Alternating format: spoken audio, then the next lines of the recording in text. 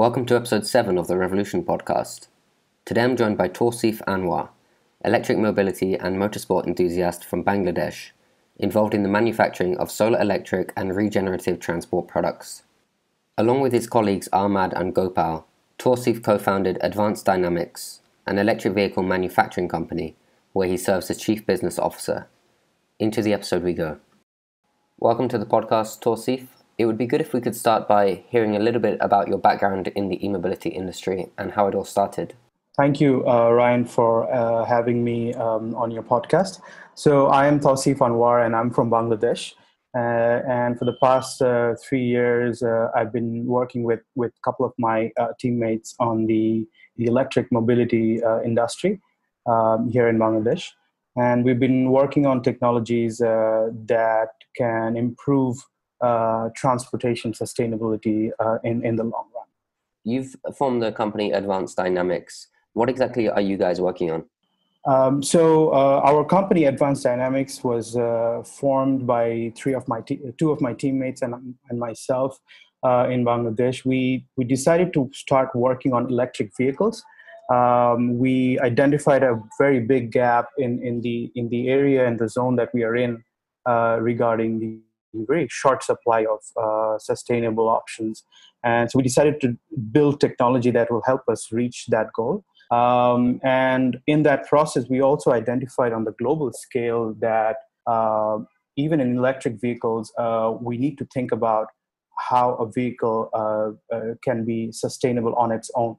And so that's why we are now focusing on developing technologies and end products that fall under the regenerative transport sort of segment. And we started in 2018. And one of our first projects was to go into motorsport. So we are all very heavily interested in automobile sport, and we figured that if we really want to make good products, we need to challenge ourselves in the extreme conditions. So that's why we formed a separate team within our company called Tangwar Racing, which was designed to solely focus on electric motorsport. And one of the amazing things that you've done with your team since forming back in 2018 is your June 2019 solar electric SUV journey across Bangladesh. I'd love to learn a little bit about that story, how it came about. So when we formed Tangwar Racing, and the name Tangwar comes from a very important ecological wetland system in northeast Bangladesh called Tangwar Haur. And we decided to name our team representing that ecological symbol to promote environmental awareness.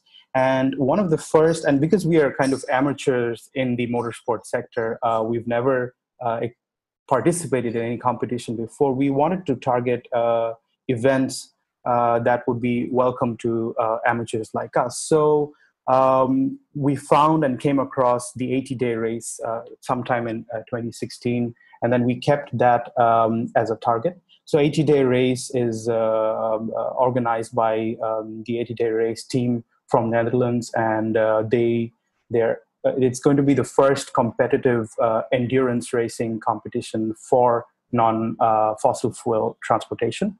The goal is that we'd have to drive 35,000 kilometers across the whole world in any kind of non-fossil fuel transport option.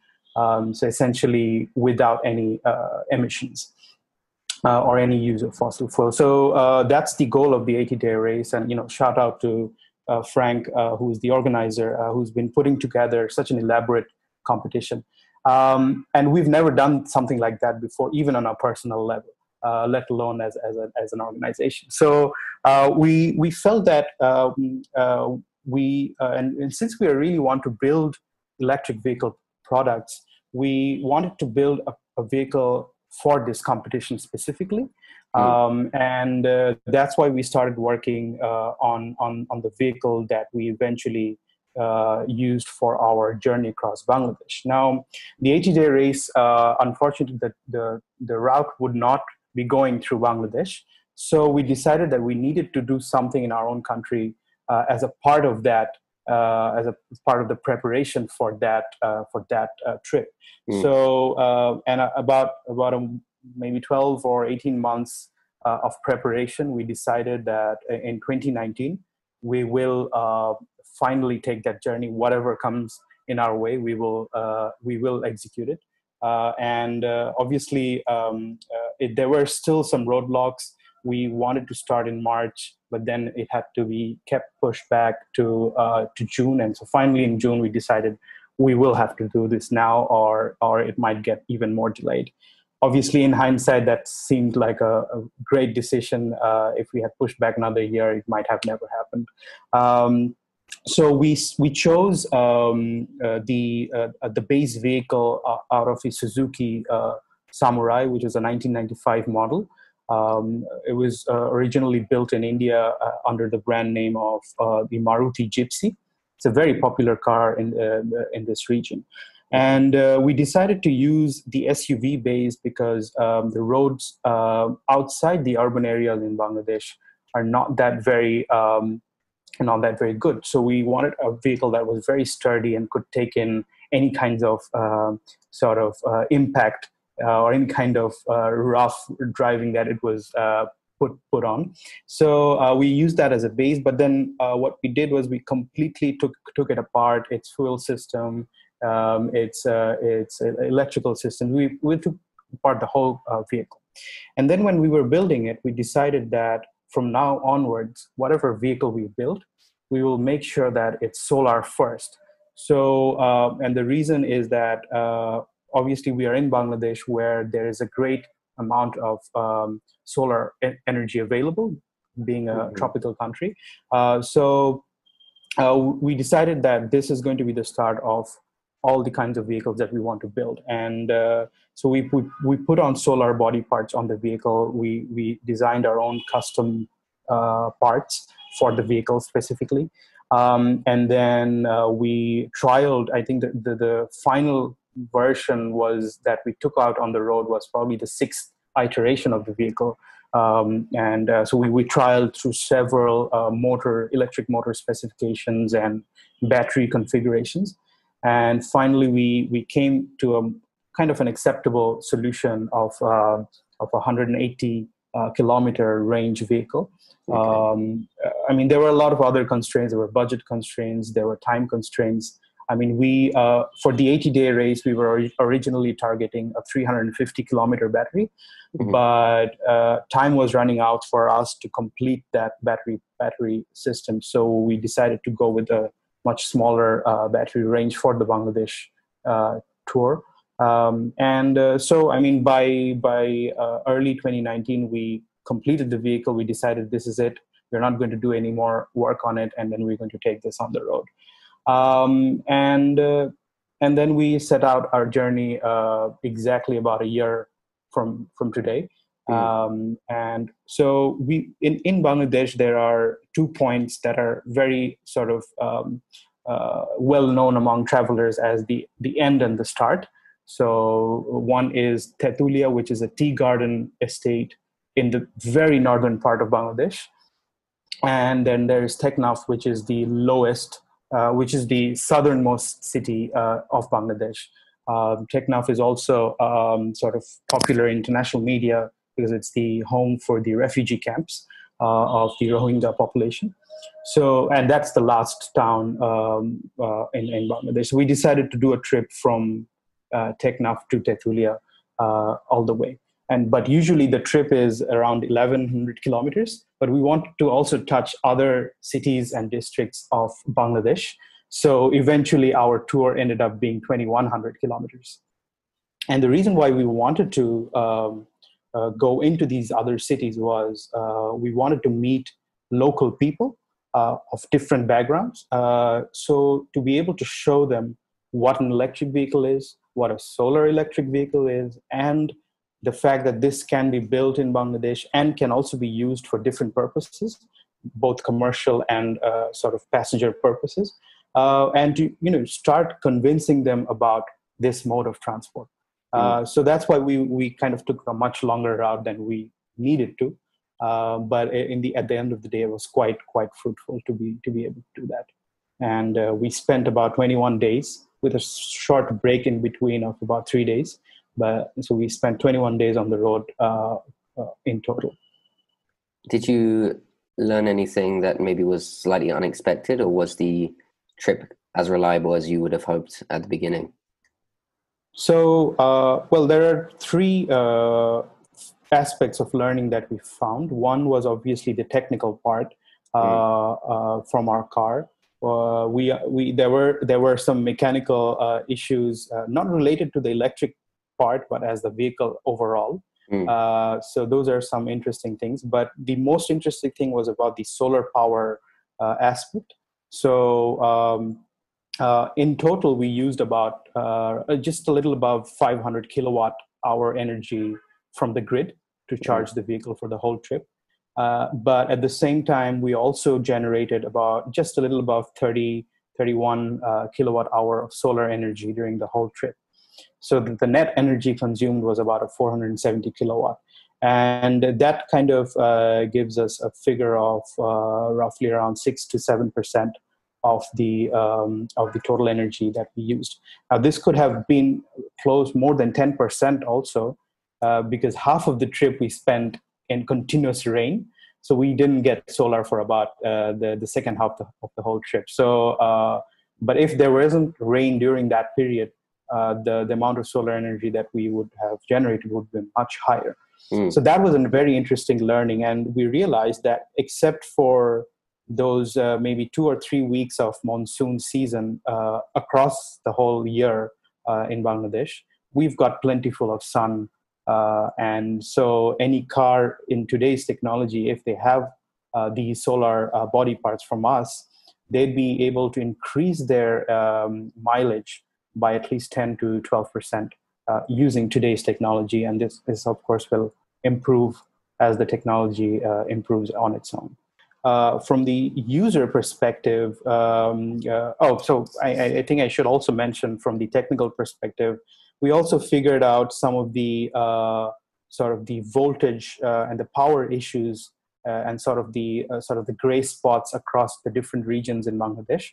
So that's actually valuable information when it comes to sort of planning charging spots or charging areas. There were areas where officially our voltage is between 220 to 240, but there were places, especially in the edges of the country, where we would get 170 and 180, and that would really disrupt our charging operations. So those are some really interesting information that we got. We hadn't imagined that we would actually face these kinds of issues. From the social point of view, the user point of view, we had a lot of queries from different institutions. For example, the companies that we met, the businesses, the local businesses, small businesses, we wanted to actually show it to the small businesses first, because these small businesses, they spend a lot of money on logistics and distribution using diesel and petrol engines, and then they lose a lot of money in there. So we wanted to show to them first.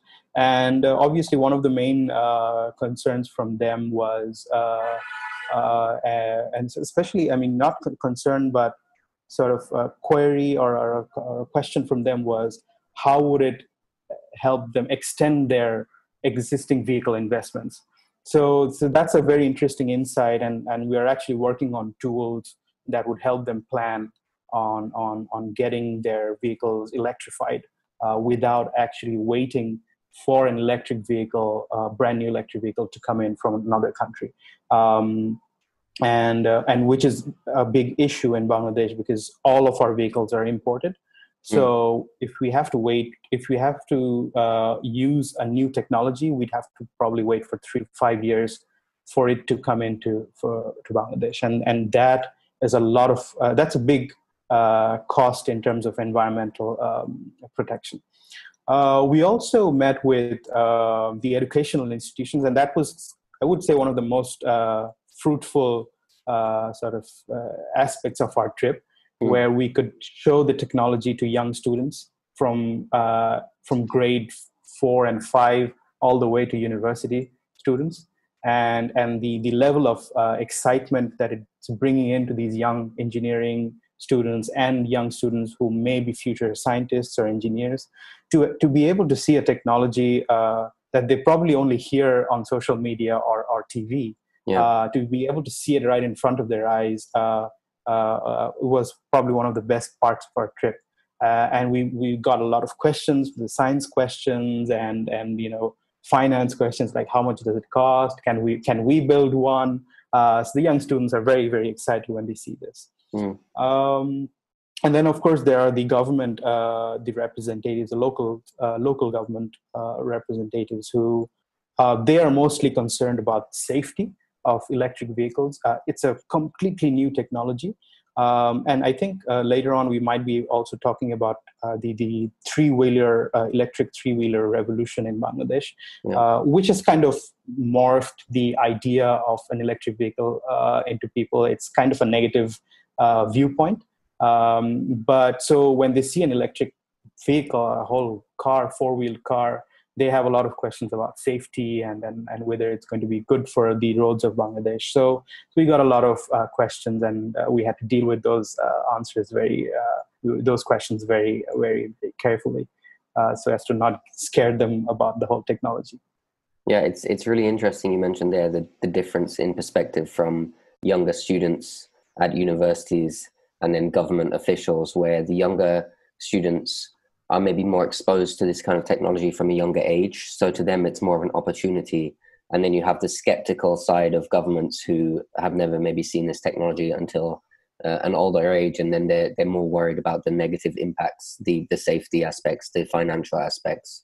Whereas the younger students are much more willing to embrace these changes. And they're kind of excited to see what this sustainable future could hold. Yeah, and another interesting with what you just said was this is an observation that while we were driving on the road, obviously a lot of passenger buses crossed us on the way, and we would see that people in the middle-aged people on the bus, they would never look into the car. And obviously from the outside, you can clearly see that this is a very different car. It's got solar panels and everything. So the middle-aged and slightly older generation, they would never bat an eye and look at the car. But the younger people, they would always turn their heads back and discuss amongst themselves that what kind of car is this. And you could see that, although you can hear them, but you could see that they are really interested on what this thing is on the road. Okay, and obviously your trip and the vehicle you transformed was an example of regenerative transport. Why do you believe that this type of transport is the future for e-mobility, and how can it transform the automotive industry in the future, do you think? So the whole the industry of electric vehicle, I think, came about with the idea of saving fuel. But very quickly, as soon as the first few commercial products started rolling out, people started understanding that this is a great tool to sort of save energy as well, not just consume energy, but also save energy, because it's a huge battery that's moving around your city or your country. And I think from there, the idea of a vehicle that could go on much longer than current fossil fuel vehicles or hybrid vehicles are moving or staying in life or staying in service was starting to become a possibility. So when we talk about regenerative transport, I mean, OEMs and automakers have already been recycling their products. I mean, I would say, I think all the auto manufacturers, the metals that they use are already recycled. But there are some aspects there that needs to be revisited if we are to be really aggressive about introducing more effective sustainability practices in the auto industry. And that is, what is the recycling timeline? Are we sure that recycling is not also generating more energy emissions, more emissions from the energy consumption for the process of recycling? So I think this is this is a great time to start discussing about how we can make the vehicle itself regenerative. So there are two items here. One is the energy part, and then there's the material part. We believe that the energy part can be solved very quickly. We already have the technology today, and we shouldn't be waiting. And any next car that comes out of the production floor should have regenerative technology. I mean, the hybrid vehicles already have regenerative braking, but then there's solar body panels, which we are working on. There's regenerative dampers, which some automakers have already started working about maybe 4 or 5 years ago, but we haven't really seen them yet. So I don't know why we haven't seen them, but we are aggressively pushing for those. And any other way through software, through AI, to be able to make the vehicle itself self-reliant. When we talk about mobility, the future of mobility, there's a lot of business models that are being suggested out there. So, sharing and co-owning, and a much more wider range of leasing options. But that's just the resource utilization part. But we also need to think about what resource we are actually putting out on the road. Is the vehicle on itself self-reliant? So these are the questions that are very important, and I think that companies like us, we are definitely trying to solve those problems. And the way we try to solve problem is that we're not going to wait for customers to tell us what they want. We will put it out there in their hands. So for example, in our solar body part right now, we can generate about 10% extra mileage. And that's what we believe, that even if you can add another additional 10 kilometers to your 100-kilometer battery, that itself is 10 kilometers less worth of energy that you're procuring from the grid. And as a result, that's 10 kilometers worth of energy less fossil fuel that you're burning to produce that electricity. So, and we can start today. We have the technology today, and all we have to do is just improve this as we go forward. So that's the energy part. But then there's also the material part. Can we design vehicles that don't need to be scrapped after 10 years or 20 years?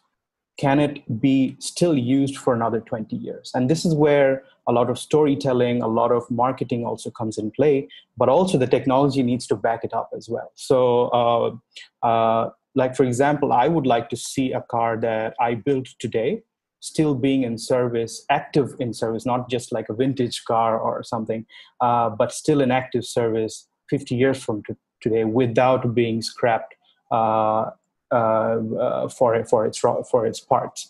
Mm-hmm. So obviously there are going to be some products, some vehicles that are going to be scrapped. But if you look at the percentages, currently scrapping or recycling is done mostly through policy sort of intervention, but they're not really sort of as a design failure. So say 10 vehicles are scrapped today, about I think 8 of them are scrapped because the policy says that it should be scrapped, whereas those 8 vehicles could be still be used if it was designed properly. So that's why we think that materials will be very important when it comes to thinking about regenerative transport, and that's going to play a very strong part in the e-mobility sector. And the whole point is to be able to shift the lifetime of the vehicles from where they are right now. Yeah, and I guess it only increases the level of sustainability of these vehicles. So it only promotes that sustainable aspect, which the industry is already trying to promote. Yes. You touched upon it earlier, the role of OEMs in the e-mobility industry. I know that you have interesting perspective on OEMs. It would be great if you could define OEMs for our listeners who aren't exactly sure what they do and what they are, and then go into their role in the e-mobility industry. Right. I mean, our business model is based on reusing existing fossil fuel vehicles and then turning them into solar electric vehicles. Yeah. But obviously the base vehicles that we are using, they're still being manufactured by an OEM. Now, the OEMs, I mean, there are about 100 million vehicles on the road today, and maybe 10 years or 20 years from now, maybe it's going to be 130 or 40. But what we see the OEM role is to be able to redefine the how these products are put out there. So the first role that I see in OEMs is the marketing of the product. So today, vehicles they are built to last for 10 years or maybe more, maybe 15 years, but they are sold and marketed as something that needs to be changed every 1 or 2 years. And that has transformed the customer mindset that, I need that brand new shiny vehicle every 2 years, whereas their vehicle is perfectly okay to run for another 7 or 8 years. So obviously it plays into their existing business model. But if we really want to be serious about how we approach sustainability in the transport sector, OEMs need to change the way they market their products. And I think there are some companies who are changing that definition, but they are startups. But the OEMs also need to come on board with their marketing approaches as well. The other one is the component development. Over the last 50, 60 years, the OEMs they've developed a very good network of component manufacturers. Obviously designed to fit their product and engineering needs. But OEMs can, because they have that control over that network, they can now start to think about how to design components that would be used in a different way. So for example, the reason why we can build an electric vehicle is that we take a DIY approach first, and then we figure out how to make an end product. Now, the whole ability of being able to do a DIY is purely skill-based and passion. But what if we could design a product that maybe 10 or 15 years later has components that can be very easily taken out of the vehicle and then used to rebuild another form of transportation? So, and this is where sort of instead of building sort of standardized products, you build products that would have another second or a third life. This is actually inspired from the lithium-ion battery industry, where after 8 years of using a lithium-ion battery in a vehicle, it still has another maybe 12 years of usable life in maybe smaller transportation or home ESS markets. So the same thing, we can do this in vehicles as well, that they design the components in a way that can be easy to disassemble and can be reused to build another form of transport. For example, if Tesla made the Tesla Model X in a way that 15 years later we could take it apart very easily and build a farm tractor out of it, that would save us the cost and the emissions of producing a new farm tractor. Now, and also the technology needs to be done in a way that it can be done at a local level. So instead of sending the Tesla back to its original factory, a local engineering workshop can then do the transformation. I think these sort of localized sort of abilities will definitely help in transforming the mobility sector, and the OEMs have the very important role to be able to trigger it right at the beginning of the manufacturing process. And similarly, when we talk about building products, vehicles have been focused on the maintenance aspect, but what if we designed it from the lifetime extension aspect? And this is where marketing comes in, where you sort of make the customers more aware about how to improve the lifetime of the vehicle. That's actually a great perspective on OEMs, and I hope it resonates with our listeners. The next thing I'd actually like to discuss, and we touched upon it earlier, is personal e-mobility, and especially the rise of three-wheelers in Bangladesh. So electric vehicles in its broader definition have been in Bangladesh for at least 15 years now, if not more. So obviously we don't have the Teslas or the Nissan Leafs. What we did have were electric battery operated three-wheelers. And this came in sometime in about 2008 or 2009, or maybe a little earlier than that. And the reason it came in was, and three-wheelers are a big part in this region, in the entire subcontinent and the whole of most of Asia. But we have been primarily using petrol engine-based three-wheelers. But fuel supply was very limited in certain regions. And then after we particularly in Bangladesh, after we started producing and distributing compressed natural gas from our own fields, all of the major cities transitioned from petrol to CNG based three-wheelers. But once again, CNG distribution was not that very great in almost all the other smaller towns and cities. So obviously those cities still needed some kind of transportation to replace the petrol three-wheelers. So what they did was, instead of moving to CNG or waiting for CNG, they just completely skipped that entire fuel choice and then moved straight to electric. So they jumped two fuel choices, whereas the main cities are still stuck in CNG. And it became so popular because electricity is quite cheap in the smaller towns and cities, and compared to petrol or even CNG, the mileage cost is tremendous. This is quite sort of common with any other electric vehicle category, but and that prompted lots of people to start buying and investing in three-wheelers for their own income generation. And because it was happening in the outskirts of the major cities, it kind of sort of bypassed the regulatory issues of government.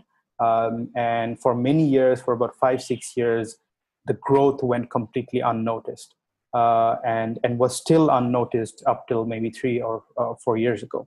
So and now officially there are about 100,000 three-wheelers, but that's only the ones that the government was able to register. There are at least about 1 million of those spread across different countries, different cities of Bangladesh. And there are some cities that, these vehicles are designed to carry 6 people at a time, but you could see these being used to carry one people. So there's a very sort of oversupply of these three-wheelers that came in. Now, what that has happened is that instead of pushing or using this mode of transport as a tool to fight environmental pollution, because they were so oversupplied, they became a big problem for local cities and local city management. They were creating traffic. They were unsafe because the roads are very narrow in the smaller cities. So they became very unsafe for a lot of people to be used, even if you're inside or even if you're outside of the vehicle. And so instead of an EV being used as a tool for environmental action, it became a problem.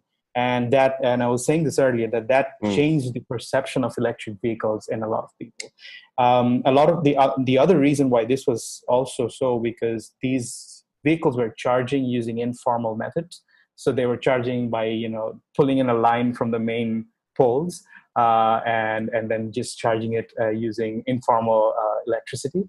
And that also created a lot of power distribution issues in those cities and towns. In some cases, cities and towns lost power because around 7 p.m. at night, there would be maybe 200 of these three-wheelers suddenly charging all at the same time.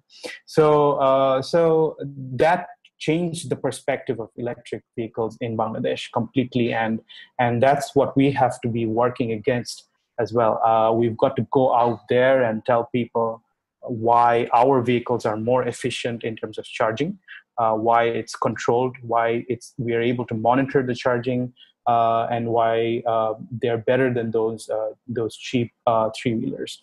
And so that's one of the activities that we had to do while we were on our tour. But going forward, the government is trying to sort of get this more regulated, get this more, the numbers to reduce more.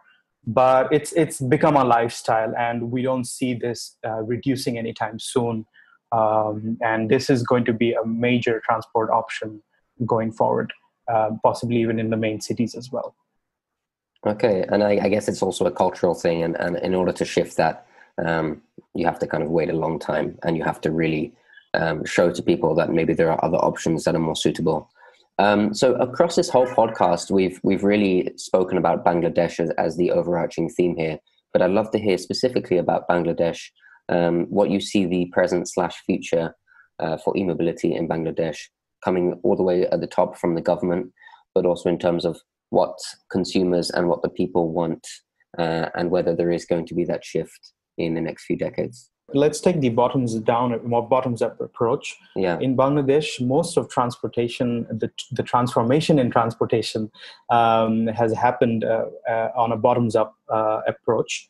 It's the customers who came first and started using products that were never approved by the central government.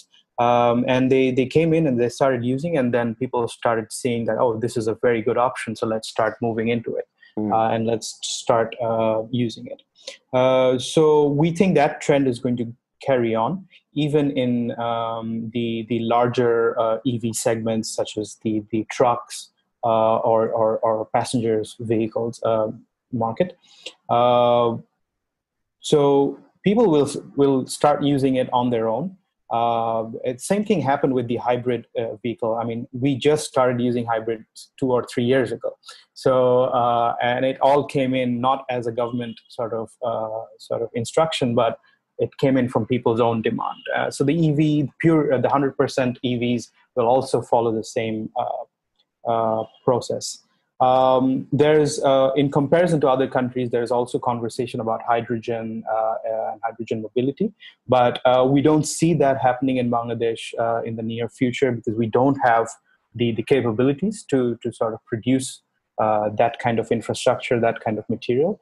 On the top side, when it comes to the passenger market, I think EVs are still going to be considered a luxury product for the next maybe 3 or 5 years.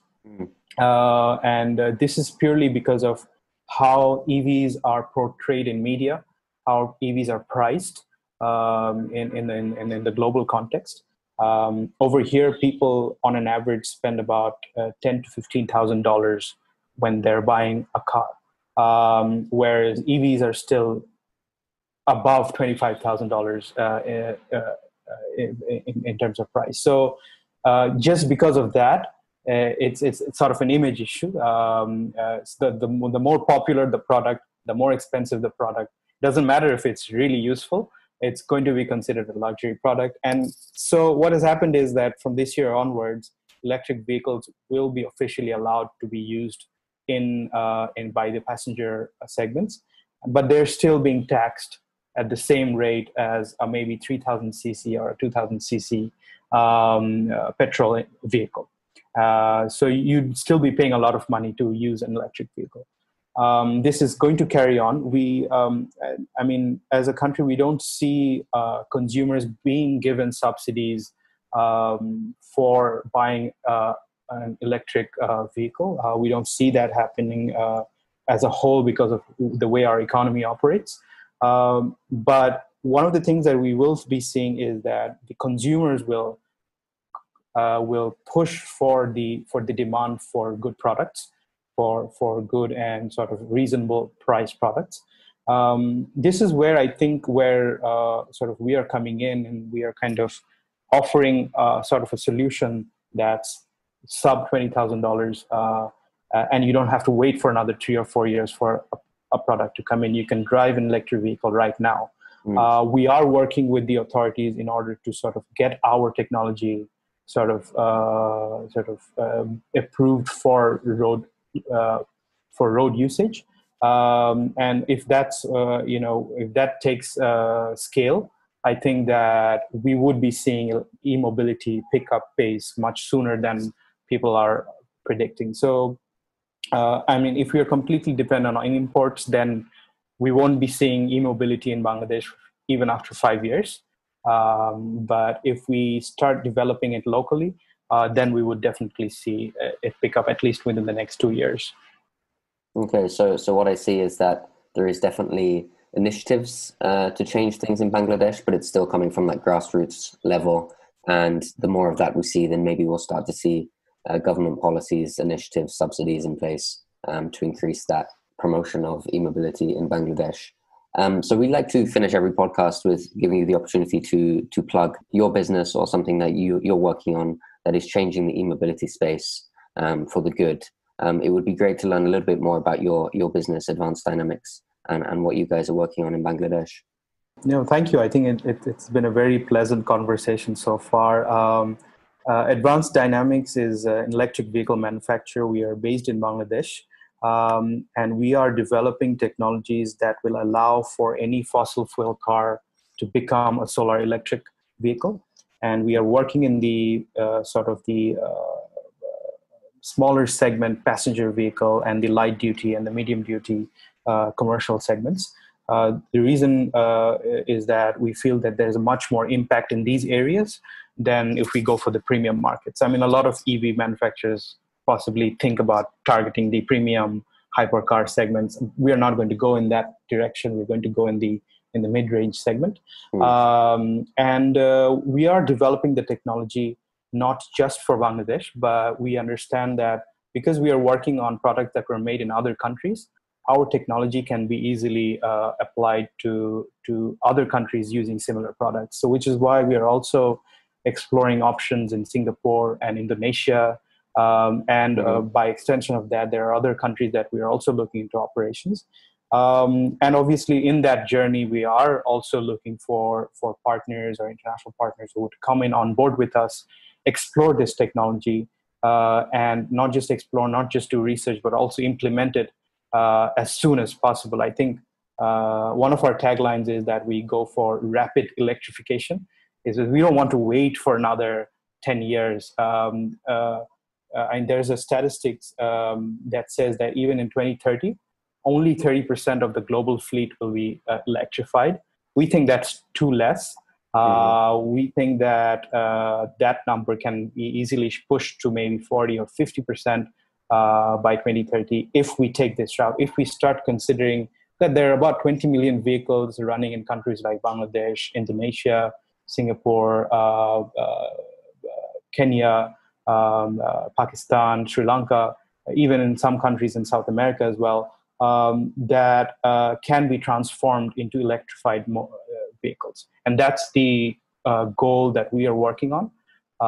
And hopefully very soon we shall be able to sort of start implementing these in different countries as well. Okay, well, that's amazing. I've really enjoyed our conversation today. I think I've learned a lot about the EV space in Bangladesh. Yeah, and I really appreciate your time today. Thank you, Ryan, and also to EVBox for hosting us. It's always nice to talk about electric vehicles with like-minded individuals and companies. It's always a very pleasant chat. It was an absolute pleasure to welcome Tausif for our 7th episode to discuss regenerative transport, the role of OEMs in the e-mobility industry, and Bangladesh's present and future in adopting electric vehicles. We'll be back for episode 8 very soon.